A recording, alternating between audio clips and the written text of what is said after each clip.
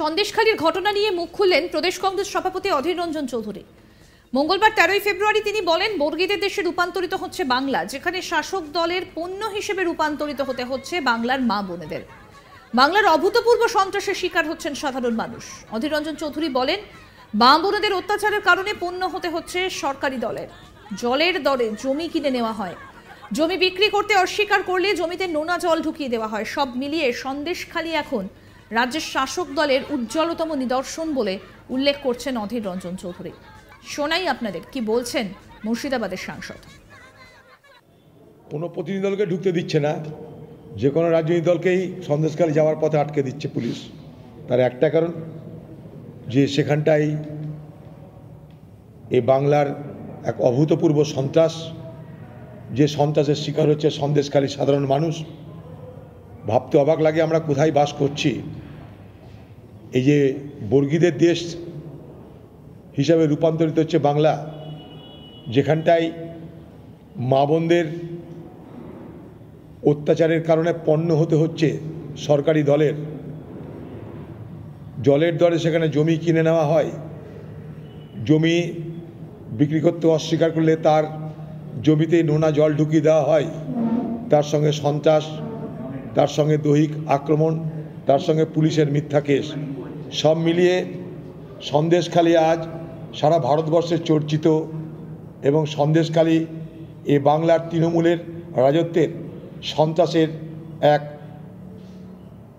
উজ্জ্বলতম এবং নৃশংসতম প্রতিফলন বলে আমি মনে করি।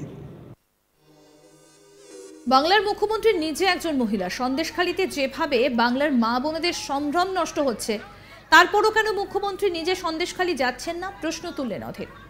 অধীর বলেন, বাংলার মুখ্যমন্ত্রী আপনি তো একজন মহিলা, সেখানকার মহিলাদের কাছে শুনুন আপনার দলের নেতারা কি করেছে।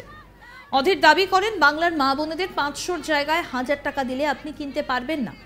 পাশাপাশি তিনি আরও বলেন, নন্দীগ্রামে জমি আন্দোলনের মাধ্যমে আপনি ক্ষমতায় এসেছিলেন, সেটা ছিল শিল্পের জন্য জমি অধিগ্রহণের প্রশ্ন। আজ তৃণমূলের নেতাদের নিজেদের সম্পত্তির জন্য গরিব মানুষের জমি কেটে নেওয়া হচ্ছে।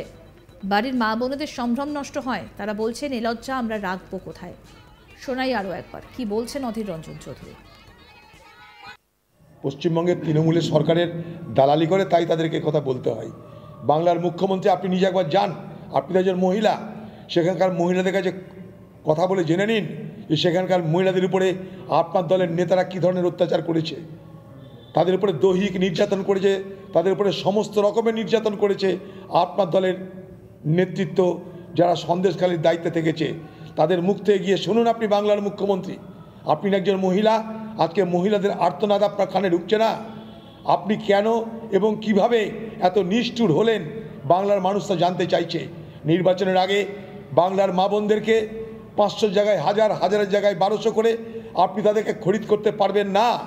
বাংলার মা বোনেরা আপনার পার্টির নেতাদের, আপনার পার্টির কর্মীদের, আমি তৃণমূলের সব কর্মীর কথা নিশ্চয়ই বলবো না, তৃণমূলে অনেক ভালো কর্মী আছে তাদের কথা বলবো না, তৃণমূলের যে অংশটা অত্যাচারী, তৃণমূলের যে অংশ আজ নির্যাতন করছে, আজকে তাদের প্রতি বাংলার মুখ্যমন্ত্রী এত সদয় হচ্ছে কেন, বাংলার মানুষ তো জানতে চাইছে।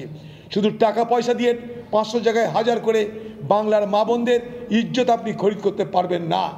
নন্দীগ্রামের জমি আন্দোলনকে কেন্দ্র করে, সেখানকার জমি অধিগ্রহণকে কেন্দ্র করে আন্দোলন করেছেন, তার বিনিময়ে তিনি ক্ষমতা এসেছিলেন।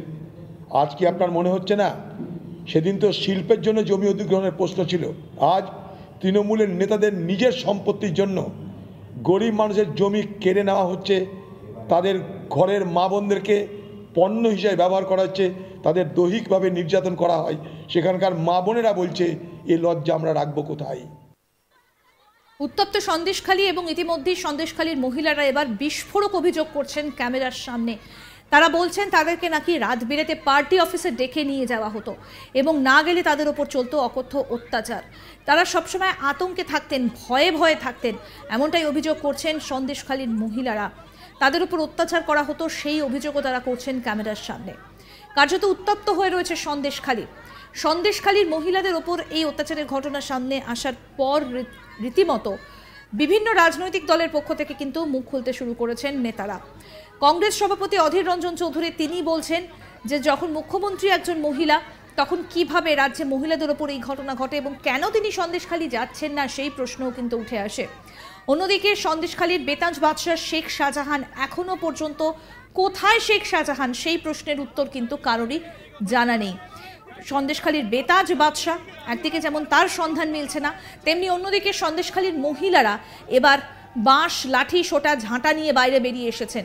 তাদের যে বক্তব্য, যে বিস্ফোরক অভিযোগ তারা করছেন, যে তাদের ওপর যে অত্যাচার হচ্ছে সেই অত্যাচারের বিরুদ্ধে এবার তারা মুখ খুলতে শুরু করেছেন।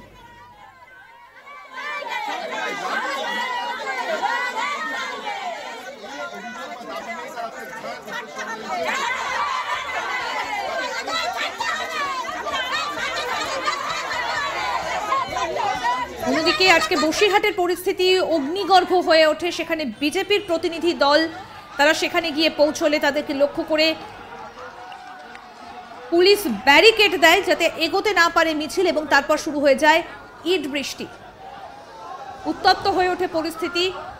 বিজেপির রাজ্য সভাপতি সুকান্ত মজুমদার তিনি কার্যত ট্রেনে করে গিয়ে পৌঁছন বসিরহাটে এবং তার বক্তব্য যে পুলিশ বিজেপিকে ভয় পেয়েছে।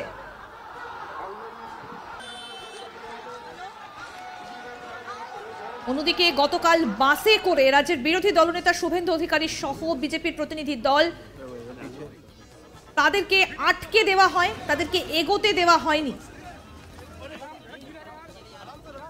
সন্দেশখালীর উদ্দেশ্যে রওনা দেওয়া হলে বিজেপির প্রতিনিধি দলকে রাস্তাতেই আটকে দেওয়া হয় এবং সেটা নিয়েও পরিস্থিতি উত্তপ্ত হয়ে ওঠে। অন্যদিকে তৃণমূলের মন্ত্রী পার্থ ভৌমিক তিনি খানিকক্ষণ আগে যেটা জানিয়েছেন যে আগামী 18 তারিখ সন্দেশখালীতে গিয়ে সভা করবে তৃণমূল কংগ্রেস এবং এলাকার মহিলাদের সঙ্গে কথা বলবেন। প্রদেশ কংগ্রেস সভাপতি অধীর রঞ্জন চৌধুরী কি বলছেন সন্দেশখালীর ঘটনা নিয়ে শোনাবো আপনাদের। কোনো প্রতিনিধি দলকে ঢুকতে দিচ্ছে না, যে কোনো রাজনৈতিক দলকেই সন্দেশখালী যাওয়ার পথে আটকে দিচ্ছে পুলিশ। তার একটা কারণ যে সেখানটাই এই বাংলার এক অভূতপূর্ব সন্ত্রাস, যে সন্ত্রাসের শিকার হচ্ছে সন্দেশখালীর সাধারণ মানুষ। ভাবতে অবাক লাগে আমরা কোথায় বাস করছি। এই যে বর্গীদের দেশ হিসাবে রূপান্তরিত হচ্ছে বাংলা, যেখানটায় মা বোনদের অত্যাচারের কারণে পণ্য হতে হচ্ছে সরকারি দলের, জলের দরে সেখানে জমি কিনে নেওয়া হয়। জমি বিক্রি করতে অস্বীকার করলে তার জমিতে নোনা জল ঢুকিয়ে দেওয়া হয়। তার সঙ্গে সন্ত্রাস, তার সঙ্গে দৈহিক আক্রমণ, তার সঙ্গে পুলিশের মিথ্যা কেস, সব মিলিয়ে সন্দেশখালী আজ সারা ভারতবর্ষে চর্চিত এবং সন্দেশখালী এ বাংলার তৃণমূলের রাজত্বের সন্ত্রাসের এক উজ্জ্বলতম এবং নৃশংসতম প্রতিফলন বলে আমি মনে করি।